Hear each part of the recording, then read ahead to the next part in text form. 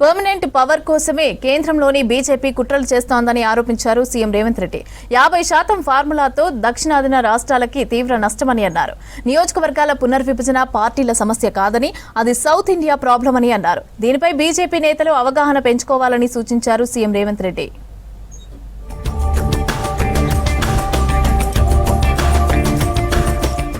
దేశంలో మెజార్టీ సీట్లను దక్కించుకుని అధికారాన్ని శాశ్వతం చేసుకోవటమే లక్ష్యంగా డీలిమిటేషన్ కుట్రకు బీజేపీ తెరతీసిందన్నారు సీఎం రేవంత్ రెడ్డి. ప్రతి రాష్ట్రంలో 50% సీట్లు పెంచాలనే ఫార్ములా నియంతృత్వ పాలనకు దారితీస్తుందన్నారు. ఇది దక్షిణాది రాష్ట్రాల ప్రయోజనాలకు గొడ్డలి పెట్టులాంటిదన్నారు. శాసన మండలిలోని కాన్ఫరెన్స్ హాల్లో పీసీసీ చీఫ్ మహేష్ కుమార్ గౌడ్, మంత్రి ఉత్తమ్ కుమార్ రెడ్డితో కలిసి సీఎం రేవంత్ రెడ్డి మీడియాతో చిట్చాట్ చేశారు. నియోజకవర్గాల పునర్విభజనను 50% సీట్ల ప్రతిపాదికన చేస్తే సౌత్ ఇండియాకు తీరని అన్యాయం జరుగుతుందని చెప్పారు.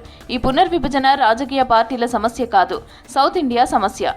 దీనిపై దక్షిణాది బీజేపీ నేతలు అవగాహన పెంచుకొని మాట్లాడితే మంచిది అని హితవు పలికారు.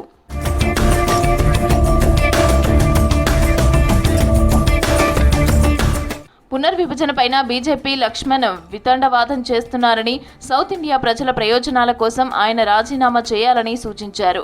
నియోజకవర్గాల పునర్విభజన జరిగితే వారికి దక్షిణాది రాష్ట్రాల అవసరం లేకుండా పోతుందన్నారు.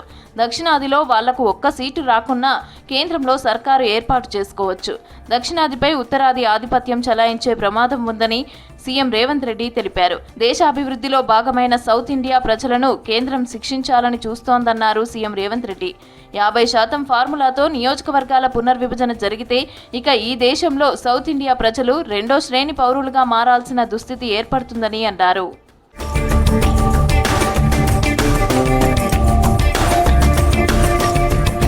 రాష్ట్రాల సీట్ల మధ్య అంతరం అనేది పునర్విభజన తర్వాత కూడా అలాగే ఉండాలి అనేది తమ ఉద్దేశమని స్పష్టం చేశారు సీఎం రేవంత్ రెడ్డి. బీజేపీ చెప్తున్నట్లు తెలంగాణ ఎంపీ సీట్లు 17 నుంచి 25కు చేరుతాయని, యూపీలో 80 సీట్ల నుంచి 120కి చేరుతాయని చెప్పారు.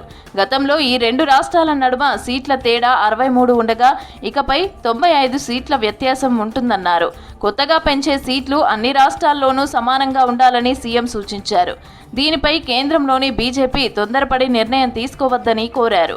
పార్టీలకు అతీతంగా కార్యాచరణ ఉండాలని, 50% సీట్ల పెంపుపై ప్రజల్లో ఇంకా విస్తృతంగా చర్చ జరగాల్సిన అవసరం ఉందని తెలిపారు. ఉమ్మడి రాష్ట్రంలో కూడా అసెంబ్లీ సీట్ల విషయంలో ఆంధ్రాకు మెజార్టీ ఉండేదన్నారు.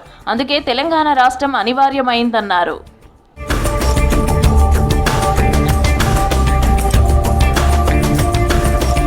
కేసీఆర్ వల్లనే తనకు గుర్తింపు వచ్చిందని సీఎం రేవంత్ రెడ్డి చెప్పారు.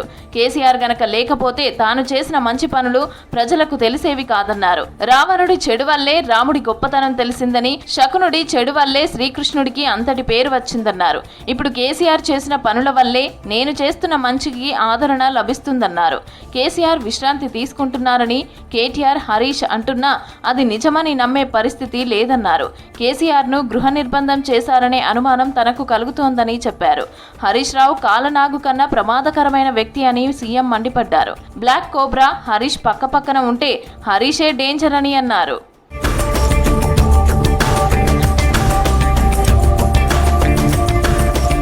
రాష్ట్రంలో ప్రతి ఒక్కరికి క్యాన్సర్ టెస్టులు చేయిస్తామని, అందుకు కార్యాచరణ సిద్ధం చేస్తామని ప్రకటించారు సీఎం రేవంత్ రెడ్డి. విచ్చలవిడిగా పెస్టిసైడ్స్, ఎరువులు వాడుతున్నారని, అందుకే జనం క్యాన్సర్ బారిన పడుతున్నారని చెప్పారు. రైతులకు అవగాహన కల్పించి సేంద్రియ వ్యవసాయం వైపు మళ్లిస్తామని చెప్పారు. ఏటా సన్నబియ్యం కోసం 14,560 కోట్లు ఖర్చు పెడుతున్నామని చెప్పారు. గతంలో కేసీఆర్ వరి వేస్తే ఉరి అన్నారని, తాము బోనస్ ఇస్తున్నామని చెప్పారు. రాష్ట్రంలో కల్తీ ఫుడ్ కట్టడికి ప్రత్యేక వింగ్ ఏర్పాటు చేస్తామన్నారు సీఎం రేవంత్ రెడ్డి.